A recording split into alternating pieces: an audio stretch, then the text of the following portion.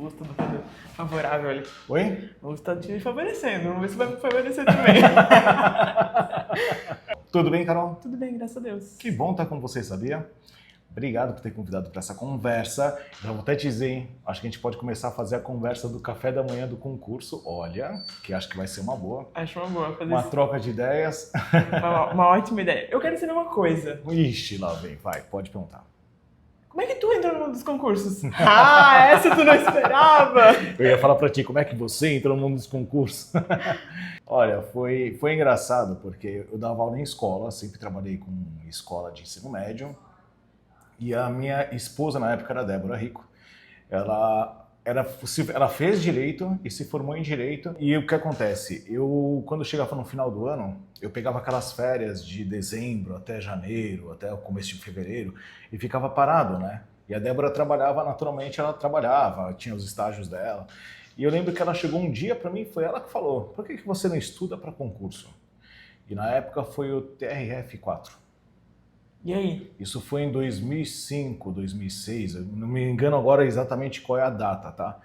E aí o que acontece? Aí eu falei, tá, eu vou estudar. Aí ela pegou e falou assim, eu vou te dar os livros e você estuda. E aí cai matemática e tal, e pronto, aí te dou os direitos, ela me indica o direito e tal.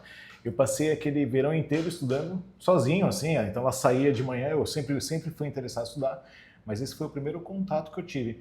E foi legal porque foi um concurso que eu fui muito bem. Eu fui muito bem, assim, a hora que até ela virou para mim e falou, cara, se eu soubesse, você sabia de... Eu não lembro que eram 5 ou 6 questões, eu errei no concurso todo, eu errei 7 questões. Das 7, 5 foram de processo civil. Sim. E eu lembro que eu errei 2 de direito administrativo, o resto eu gabaritei tudo, até português foi tudo assim. E aí? Então, mas eu fiquei na época em 190. E não rolou? Não rolou. E Tá. mas esse foi meu primeiro contato com Daí uma concurso. coisa, olha só, eu jurava que eu não ia ter nada de aprender de ti. Tipo, já sei, André, tudo. Eu não sabia disso. Não sabia, né? disso. Não, tem tanta história, porque é muita coisa, né? A gente tem uma vida inteira para trocar ideias. E olha que a gente já se conhece há quanto tempo? 15 anos? 15 anos, cara. Meu Deus. Imagina se tu tem 30 hoje, tu tinha 15 na época, quando te conheci. Eu tenho 33, tá? E eu tinha Então, 18. tu tinha 18. Então, a gente acha que sabe tudo Meu de Deus. todo mundo. É verdade. Mas o meu contato com o concurso foi esse. E aí foi engraçado que neste ano que eu tive esse contato, eu tive o primeiro convite para trabalhar com concurso. Logo em seguida eu tive um convite para trabalhar com concurso público. Então, em 2005, tu começou a dar aula para concurso. Foi 2006. 2006. Talvez uma coisa que eu sei, mas o pessoal não sabe. Tu já foi servidor público, não foi? Já fui servidor público. Conta essa história aí. Como é que foi essa aprovação, então? Então, quando eu comecei, aí eu comecei a dar aula para concurso e eu comecei a fazer alguns concursos, alguns que apareciam eu resolvia fazer, né? E aí na época eu fiz para o Ministério Público, eu passei em primeiro lugar no Ministério Público para estatístico na época, né? Mas eu não pude assumir porque eu estava me formando em matemática, porque eu tinha engenharia, mas não tinha matemática. E aí o que acontece? Aí eu corri, mas eu fui muito rápido e eu não fui chamado na época. E aí eu falo, acho que são aqueles sinais, né? Porque se talvez eu tivesse assumido, acho que o Rico Domingues nem existiria hoje, né? Fato. E aí depois eu continuei fazendo alguns concursos e eu lembro que eu passei para o Banrisul, eu lembro que eu passei para Eletrosul, que eu também fui chamado, e na época eu assumi na Fátima. Aí eu fiz o concurso da Fátima e passei no concurso da Fátima, inclusive foi quando a gente montou o Rico Domingues. Tu era motorista na Era Fátima, motorista, lembrei disso motorista. agora, é verdade. E foi uma fase muito boa, aprendi Na bastante Fátima, que lá. hoje é o IMA, né? Que hoje tem concurso aí. Hoje é o IMA. E eu trabalhei com um cara maravilhoso que era o presidente, né? Eu era motorista do presidente, porque trabalhei um pouco menos de um ano, assim. Logo em seguida eu passei nesse concurso, a Débora já era concursada, a gente montou o Rico Domingues. E aí eu lembro que a Débora saiu primeiro do concurso. Eu fui largar a Fátima depois, que aí o Rico Domingues já estava andando um pouquinho mais, assim. Foi quando eu larguei. Eu acho tudo isso muito incrível, porque tu vai me falando, eu vou me lembrando aqui justamente do que tu falou, assim, ó. As coisas acontecem do jeito que tem que acontecer, mesmo que a gente não entenda. Exato. Se tu tivesse passado, quer dizer, passado você passou em primeiro lugar no MP como estatístico, mas se tivesse assumido, dificilmente tu terias gasto para fazer outras coisas diferentes. Exatamente. E quantas vidas vieram aqui do Rico Domingues? Eu sou um fruto disso, então para quem não sabe, né, sou. E, por exemplo, a Débora passou só lá, né, passou só 1 ou 2 semestres dando aula na UFSC, 2 ou 3, e um desses semestres foi um semestre que ela me conheceu. Exatamente. Que foi aí que eu descobri que existia o mundo dos concursos. E a mesma coisa assim, aconteceu comigo, porque quando eu estava estudando para concurso público, eu queria muito passar para Massaranduba. Eu na faculdade... Aonde que é Massaranduba? É onde minha mãe morava. No norte do estado, perto de Jaraguá do Sul. Joia. E aí teve um concurso pra Câmara de Vereadores lá, eu fiquei pé da vida porque eu não passei naquele concurso. Porque assim, aqui no curso, no Rico Domingues, eu passava sempre primeiro e segundo lugar nos simulados. Então, eu esperava que eu ia passar também, né, muito bem colocado lá. E eu passei, tipo, em 20º, que não dá pra chamar numa Câmara de Vereadores de cidade pequena, né?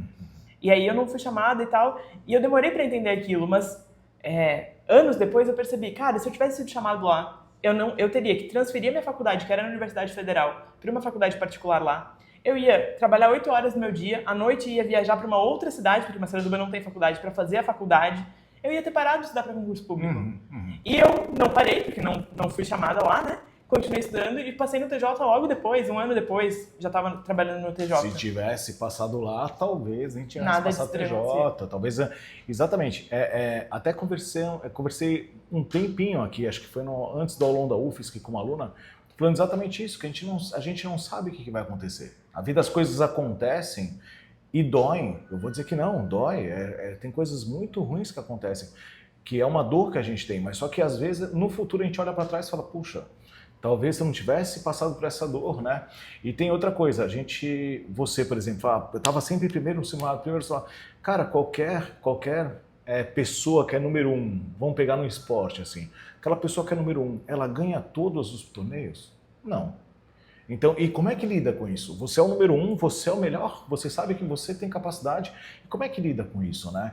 Então, a gente tem que saber que a gente vai quebrar a cabeça.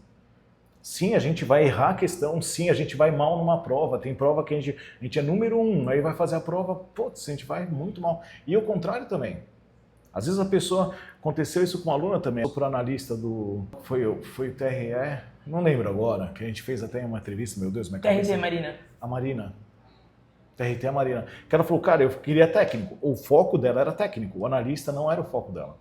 Aí ela foi fazer a prova de analista, sossegadaça, e passou em primeiro. Sim. E ela falou, cara, eu estava tão sossegada, então isso também acontece. Sim. Às vezes o que tem que acontecer é preparo.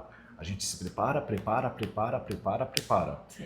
Cara, a gente vai tomar porrada, vai muito, mas a gente tem que continuar se preparando. Porque um dia aquela onda boa vem e você vai surfar aquela onda boa e você vai ser o primeiro. Mas a gente, mesmo sendo o primeiro, a gente vai tomar muita porrada. E aguentar isso é muito difícil. E trazendo mais agora para uma análise dos concurseiros do Brasil, isso é uma coisa que eu sinto dificuldade nos concurseiros hoje. Eles entenderem que é um processo e que, infelizmente ou felizmente, não é para todo mundo que vai acontecer em 2 meses. Acabei de entrevistar uma menina agora que passou em 30 dias de estudo. Não é o normal, não é o padrão. É uma história que eu nunca vou esquecer na minha vida. Que a Nina passou em 30 dias ali pra polícia científica. Por quê? Porque é uma exceção. Então isso vai ficar na minha cabeça. Mas o normal não é esse. Concorda comigo? Concordo, plenamente. O normal, existem essas coisas, mas são exceções. A gente tem que olhar como exceção.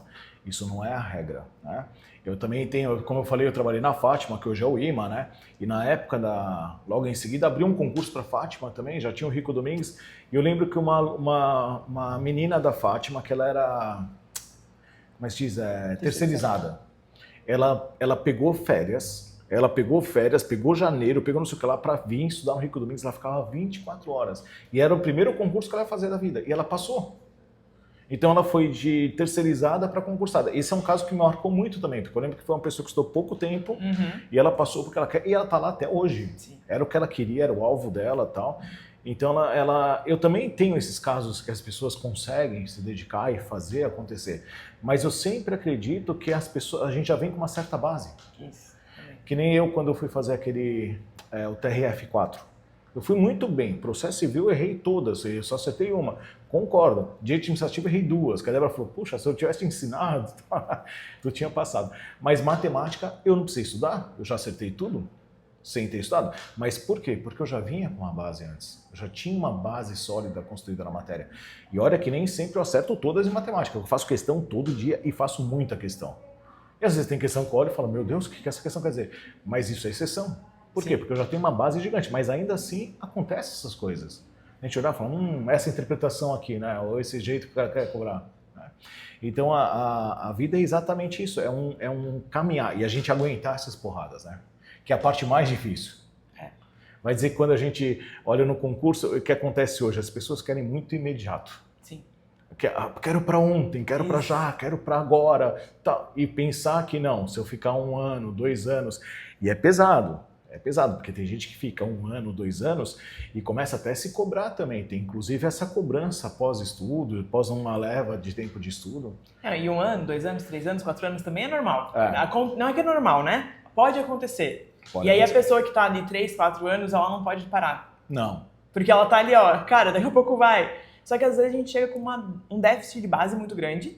Exato. E às vezes a gente chega com uma formação também muito específica. Eu quero um concurso, só que, cara, só acontece de vez em quando no meio 1 ou 2. Tu tens que entender que teu processo talvez seja um pouquinho mais lento. Exato. Sabe o que eu falo? O concurso é como se fosse aquela história da fila. Você entrou na fila, você está na fila, a fila vai andando, né? E ele é muito democrático, porque se você estudar, você passa. A base que tu tem... Então ele seleciona não porque eu gosto de ti, mas porque você foi lá e fez, né? Só que eu falo isso para os alunos, comentei isso esses dias, sabe? Eu falei, gente, você entrou na fila, você está lá. Acontece que às vezes tem gente que entra na frente da tua fila. E você fica assim, poxa, mas como? Mas é porque essa pessoa já tem algo... Já teve algo a mais naquele ponto.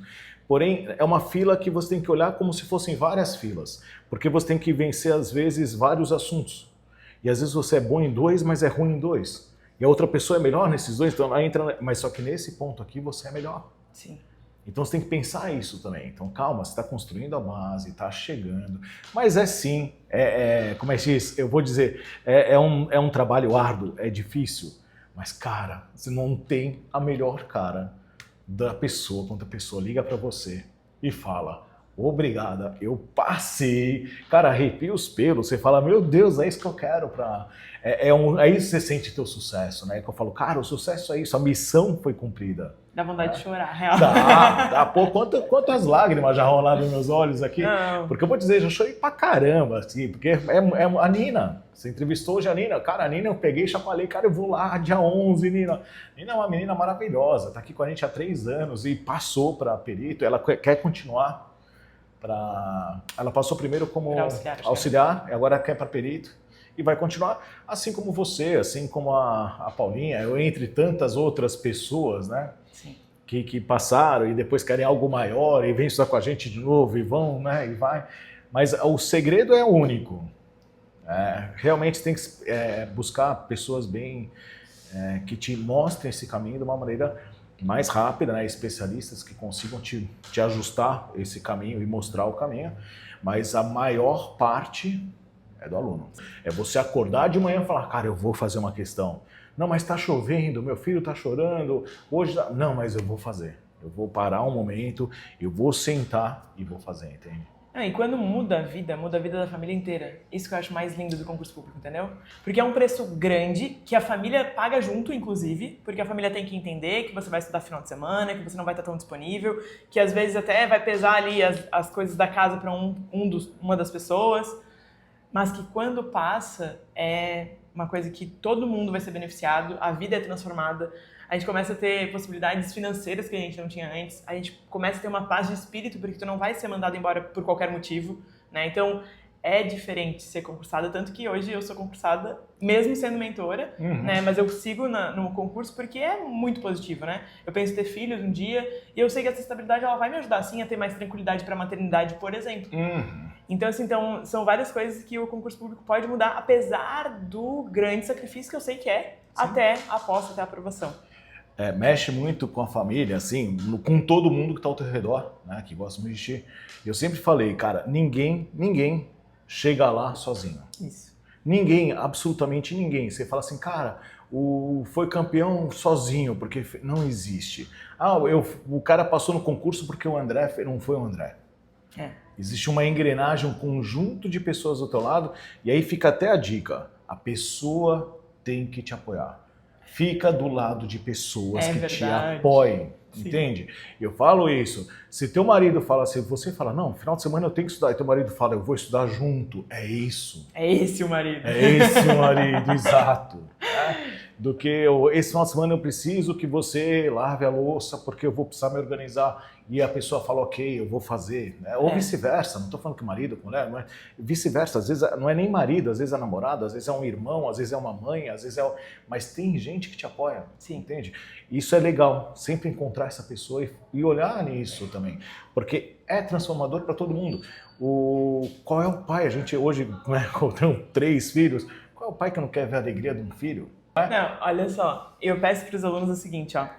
Primeira reunião de mentoria, a gente pede para eles fazerem o seguinte: conversa em casa, fala para esse pessoal assim, ó, olha, a mentora pediu para eu conversar contigo, é o nosso plano agora, como é que a gente vai fazer para efetivar isso? O que tu pode contribuir comigo? Porque é o meu sonho, eu tenho tudo isso aqui de meta para bater na semana. Quando a gente bater, no domingo a gente sai para tomar um sorvete. E aí a família inteira vai te apoiar para tu bater as suas metas, para tu conseguir ir mais longe. Porque esse apoio realmente faz toda a parte, toda a diferença. Exatamente. E eu vou te dizer, esse negócio de domingo eu vou tomar um sorvete, é legal colocar também pontos, né, para você ter um pouco de dopamina, para você ter um prazer, para você falar uma recompensa, falar, cara, batalhei tanto. Então, nesse final de semana eu vou tirar um minuto para ir numa sorveteria. Eu acho muito importante. Carol, eu queria continuar essa conversa muito mais contigo, né? Eu acho que a gente pode voltar a fazer um outro café da manhã. Acho bom. Vamos fazer um café da manhã? A gente traz a caneca, toma um café com água. Mas obrigado, Carol. Eu que agradeço. Sabe que é sempre um prazer estar contigo, né? Quando quiser contar comigo, tamo junto, tá bom? Então, tamo junto, André.